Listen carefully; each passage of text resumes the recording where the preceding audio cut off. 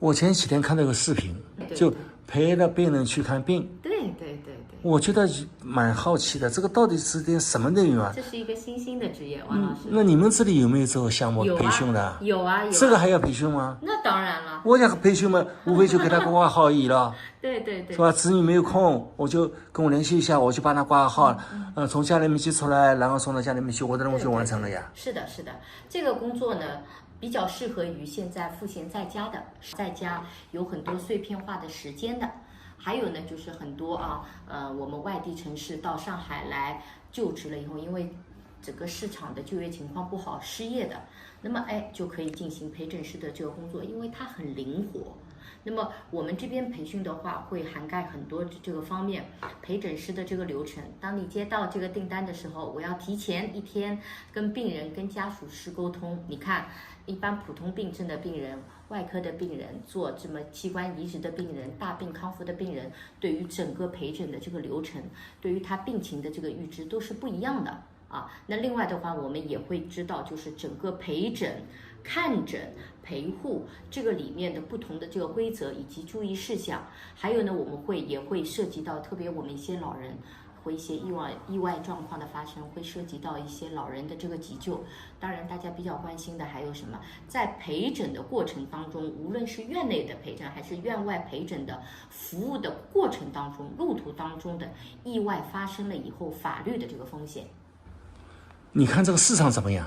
哎呦，这个市场我就觉得跟我们做养老一样的，因为再反过来说一下，哪一些人群需要做陪诊作为上海本地客户来说，肯定是老年人会居多嘛，因为慢性疾病。那么老年人可能就是一个社区医院的代配药、代问诊可能会比较多。另外一个人群就是外地的，就是外地到上海来看毛病啊，这些就是什么疑难杂症，当地的医院，就是当地都会说去上海的大医院看，就会到上海的3甲医院。你看我们整个在陪诊的链路当中，我们会提供什么啊？打个比方，我们在市区的某3甲医院里面，早上7点钟碰头，我们跟家属约好，我们会在一个非常显著的标志物什么什么大门口之前，几号门之前碰头。喷泉旁边，我穿着一个非常醒目的黄色马甲，戴着帽子，背着双肩包，因为医院的问诊量是很大的嘛，首先要让病患和家属要认识你。那么同时我们在陪诊之前会给到家属，给到他很多就是这个提醒，比如说有的是自驾来的，我们会告诉他，在某一个医院周边，医院里面停不下车的话，某个弄堂某个小区哪里是可以停车的，收费1小时是多少。也有很多是坐高铁来的，对吧？坐飞机来的，会根据他的预算，我们会告诉他经济型的酒店离我们有多远，步行大概有多久，他的收费的标准是怎么样，周边都会给到他。这就是我们陪诊师也要培训的内容之一。他的收入怎么样了？哎呦，这个目前为止这个订单量很大，所以呢，如果说你是我的时间呢也够，我们有一些慢慢的从兼职已经变为专职了，一天接2单每一单的话基本上都是3个小时，上午一单，下午一单，平均也就500-600可以呀。对，一天500-600。当然这个是院内的这个陪诊，我们还会涉及到一些代问诊。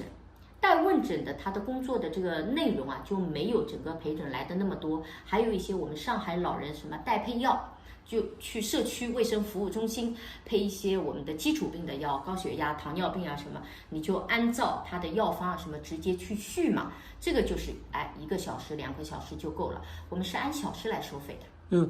如果说有这种需求，可以找到你们了。那当然了，就是我们这边是经过专业的培训之后来，也是免费给你落实工作的。那你下面就是也要有一个团队？对，我们有对接的这个机构，就专门是陪人就诊的。对，有。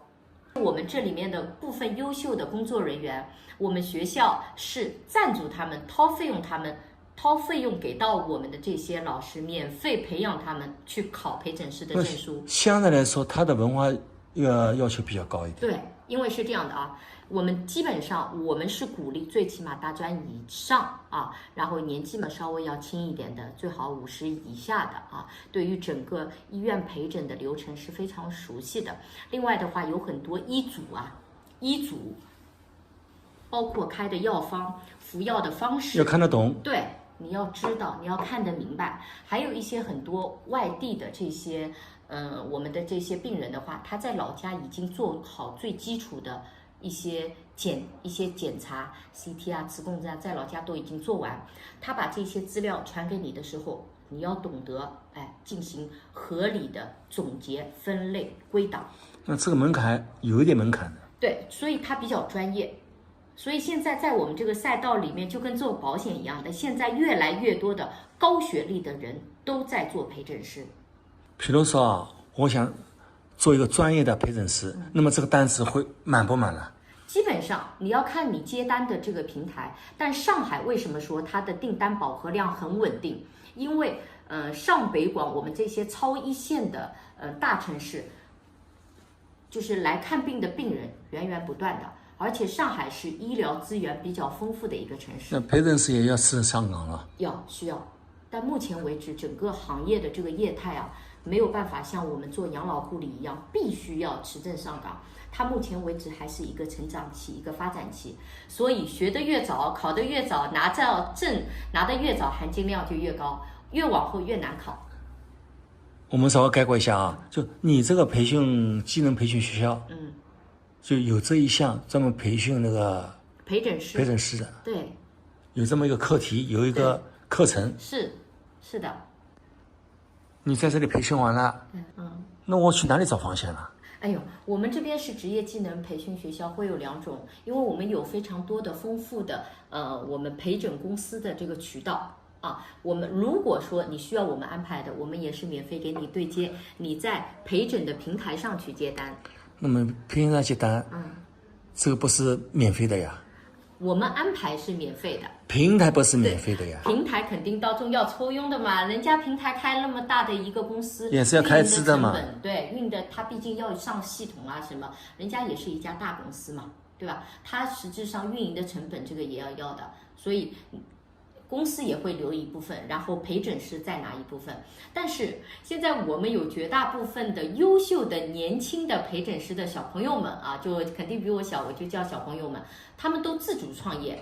现在各个头部的 APP 的平台都很多，不需要你学校给我去安排，我自主创业，我自己在各个平台上去发帖，把自己介绍出去。对。自然也会有人来找你。对，然后呢，就是他的客户资源、他的病人资源会越做越多。做一个老人就会做一个家庭，做一个家庭就会做很多个家庭。关键的时候还是要张 pass， 要一张证。对，这个一定要规范持证上岗。有了这个证，可以行根溯源，可以找到你这个人。对，就放心呀。是的。是吧？你考试你可能要备案的嘛。是。所以一定要找到正规的机构。